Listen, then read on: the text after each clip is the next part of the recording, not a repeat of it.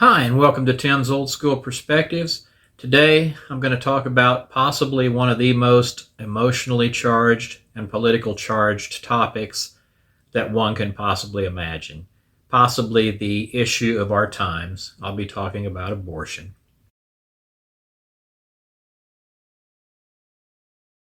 So, I'm going to start out by talking about in 2019, the Senate had a hearing and they had a vote, and it was about this. We are here today to decide whether or not it should be legal in the United States of America to kill or neglect an infant who's been born alive after a botched abortion. So our leaders discussed whether it would be good to let a baby that was born alive being given an opportunity to live. A very fascinating topic. Should be an easy one, I would think. If passed, it would have required doctors provide appropriate medical care to newborns who survive botched abortions. So the abortion doctors and their staff failed to kill the baby as planned.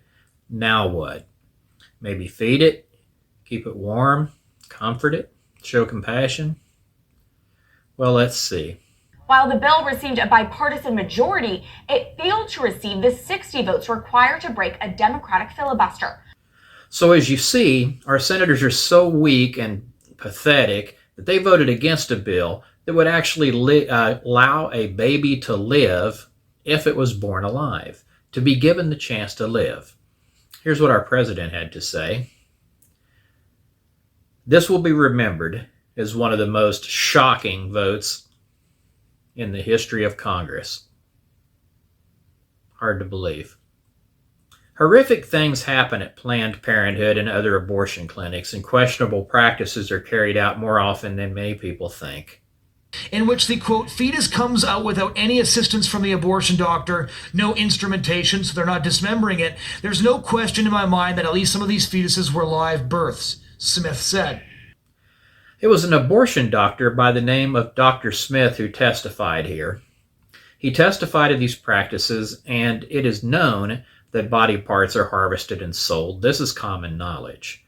But the following clip tells a story so monstrous that it's hard to imagine. On the final day of the hearing, that being the David DeLeiden trial, stem cell scientist Teresa Daisher testified that fetal hearts used in studies must be harvested from living babies. She said the heart has to be beating and be arrested in a relaxed position, end quote. If the babies die beforehand, the heart contracts and cannot be used. While researching the story, I found videos that were so horrible online that I would never show it on my channel. It was just brutal. Second trimester abortion is about as horrific as a chainsaw massacre. It was one of the worst things I've ever seen. I don't want to watch it again. And it's just really, really gut-wrenching to have to deal with it. Making this video has been very rough, very emotional, and it's just really terrible. But in late-term abortions, sometimes the baby lives. I discovered that not only was the hospital involved in late-term abortions, but sometimes babies survived, and if they survived, they were left to die in the soiled utility room.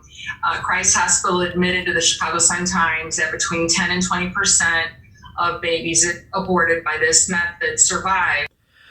This hospital admitted that 10 to 20% of people or of babies survive abortions.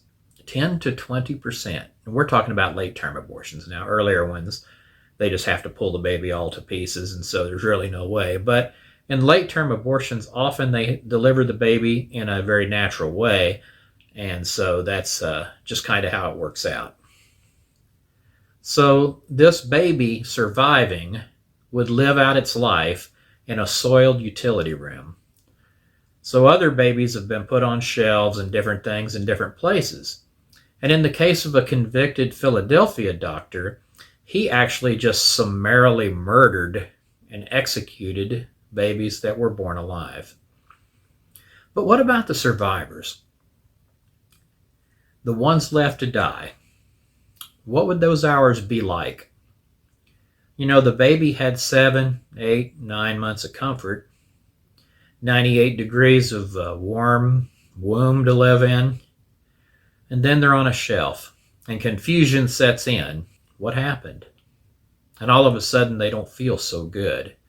The baby cries. Much like a neglected animal, they have to wonder what went wrong, but they just don't know. And soon hunger sets in, and the baby needs help, but there's no help to be had. It becomes hard to breathe, as babies born a bit premature have not well-developed lungs, and so they struggle to breathe, and now the baby is just left shivering on a shelf maybe 72 degrees, and the baby's never known anything but 98 degrees. It doesn't hear its mommy's voice anymore. It's just quiet. Maybe there's people rattling around outside of this utility closet. And instinctively the baby knows something's wrong. Something is very, very wrong, and time is ticking away. And the baby, of course, tries to live, because all organisms do try to live. When people are dying, they try to live. And the baby's fighting so hard, but its life is beginning to fade away. And then after long minutes, maybe hours, the baby awakes in the arms of a gentle Savior, to singing of angel choirs, to everlasting comfort. And so there is a good end, and there can be a good end. But when you're voting this fall, think about it. There's many senators who voted against babies being allowed to live even after they were born viable and born alive. And I can't find this to be acceptable. These senators should be voted out of office. I guess you could look up their records. It does tell in videos a lot of them that voted against and voted for. And obviously it was mostly Republicans that voted to save the lives, and it was mostly Democrats that that decided not to. But this bill had nothing to do with abortion. It wasn't threatening abortion. All it was doing was trying to save the lives of viable babies. And so that's all I have to say today. God bless. Have a great day, and peace out.